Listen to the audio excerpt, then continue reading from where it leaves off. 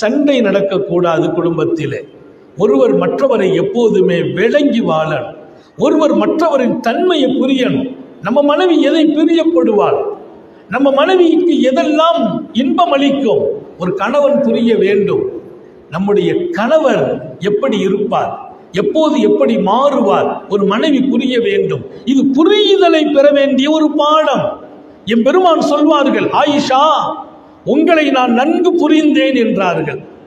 ஆயிஷாவை புரிவது கூட மார்க்கமாக்குகிறார்கள் மாநபி. உங்களை நன்கு புரிந்து கொண்டேன். எப்படி புரிஞ்சுக்கிட்டீங்கன்னு கேட்டாங்க. ஆயிஷா கேட்கிறாங்க, என்ன எப்படி புரிஞ்சுக்கிட்டீங்க? அம்மா, என் மீது நீங்க எப்போ கோபமா இருப்பீங்க, எப்போ சந்தோஷமா இருப்பீங்க எனக்கு தெரியும்னாங்க. உலகத்திற்கே வழிகாட்ட வந்த உத்தம நபிகள், உலகத்திற்கே வழிகாட்ட வந்த உத்தம நபிகள் தன் வீட்டில் இத்தனை கலகலப்பான வாழ்க்கைக்கு சொந்தமானவர்கள். நான் அல்லாஹ்வை புரிந்தேன், நான் குர்ஆனை புரிந்தேன், நான் இந்த சமூகத்தின் வழிகாட்டும் வாழ்க்கையை புரிந்தேன், என் மனைவியையும் புரிந்தேன், நான் கோபத்தையும் விளங்கினேன், உங்கள் அமைதியையும் விளங்கினேன். எப்படி யா ரசூலல்லாஹ் கொஞ்சம் சொல்லுங்களேன்னு கேட்டாங்க.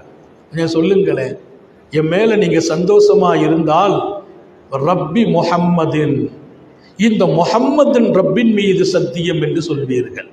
என் பேரை சொல்வதில் உங்களுக்கு இன்பம். ரப்பி முஹம்மத், ஓ ரப்பி முஹம்மத், இந்த முஹம்மதின் ரப்பின் மீது சத்தியம். பொதுவாக அரபுகள் அந்த சத்தியத்தை சாதாரணமா மகிழ்ச்சி இன்ப துன்பங்களில் பகிர்வார்கள். இந்த முஹம்மது நபியின் ரப்பின் மீது சத்தியம் என்று நீங்கள் சொல்வீர்கள். என் மீது கொஞ்சம் கோபம் வந்துச்சுன்னா ஒரு ரப்பி இப்ராஹிம், இப்ராஹிம் நபியின் ரப்பின் மீது சத்தியம்னு சொல்வீங்க. நான் புரிஞ்சுக்கிடுவோம், அம்மா கோபமா இருக்கிறாங்க, அம்மா கோபமா இருக்கிறதுனால நம்ம பேரை சொல்லல.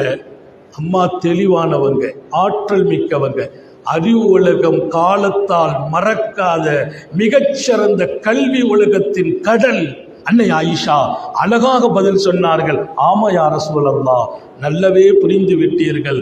ஒன்று உங்களுக்கு தெரியுமா, உங்கள் மீது நான் கோபமான காலத்திலும் உங்களை என் உள்ளத்தில் இருந்து நான் எடுக்கவில்லை, உங்களை நான் கோபப்படுவதில்லை, உங்களை விட்டதும் இல்லை, உங்கள் பேரை தான் விட்டுருக்கேன், தங்களை விடுவதில்லை.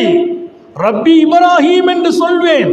அந்த நேரத்தில் கொஞ்சம் கோபம் இருக்கிறதுனால பேரை விட்டுருவேன், ஆனா கல்பில் நீங்கள் இருக்கிறீர்கள் என்றார்கள் அன்னை ஆயிஷா ரலியல்லாஹு அன்ஹா. இன்னைக்கு நம்ம பொம்பளைங்கள்ட்ட பேரை மட்டும்தான் சொல்ல மாட்டாங்க. கணவன் பேரை சொல்றதெல்லாம் மரியாதை இல்லைன்னு, மற்ற மரியாதை குறைவா எல்லாம் செய்யறது.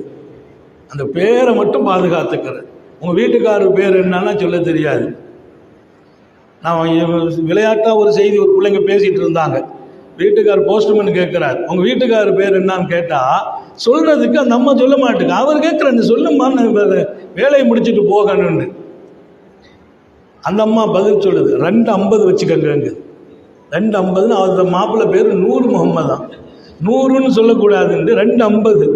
நான் படித்த செய்தி இது. எதற்கு சொல்லுகிறேன், பெயரை கூட சொல்வதற்கு மரியாதை குறைவு என்று கருதுகிற இந்த உலகில், ஆனால் வாழ்க்கையில் அதை பாதுகாக்காமல் போகிற பெண்மணிகளை நான் ரொம்ப கவனத்தில் எடுக்கிறேன். எனவே பெண் மக்களுக்கு சொல்கிறேன், கணவனின் கண்ணியமும் மரியாதையும், கணவனின் சந்தோஷமும், கணவனின் திருப்தியும், அதற்கு பின்னால் உங்கள் சொர்க்கமே மறைந்திருக்கிறது.